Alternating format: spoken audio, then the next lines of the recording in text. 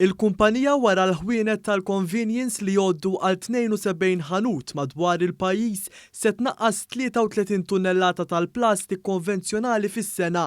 Il-kap eżekuttiv tal-Grupp Convenience Martin Agius spjega li b'din il-miżura se jonqos drastikament l-impatt negattiv li l-boros kienu jħallu fuq l-ambjent.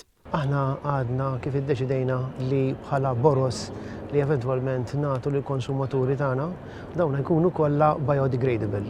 Just to give you a little bit of numbers, aħna nikkonsumaw il-fuq minn 5 miljun borza fis-sena, jiġifieri ċirka 33 tunnellata ta' plastik. Allura b'din l-inizjattiva aħna nkunu qegħdin nifrankaw lill-ambjent 33 tunnellata ta' plastik. Id-direttur tal-kumpanija Kevin Degwara spjega li din mhix se tkun l-unika inizjattiva tal-grupp kif tnediet kampanja b'sensiela ta' clean-ups mill-ħaddiema stess.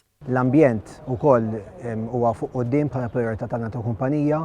Llum ġejna hawnhekk għal din inizjattiva oħra li tkun waħda minn diversi inizjattivi li ħanħejju din is-sena dak li huwa ambjent. Fi żjara li jagħmel lill-kumpanija jiem wara li f'pajjiżna twaqqfet l-importazzjoni tal-plastik li jintuża darba, il-Ministru għall-Ambjent Aaron Farrugia spjega kif is-settur privat huwa integrali biex issir it-tranzizzjoni ekoloġika fil-pajjiż.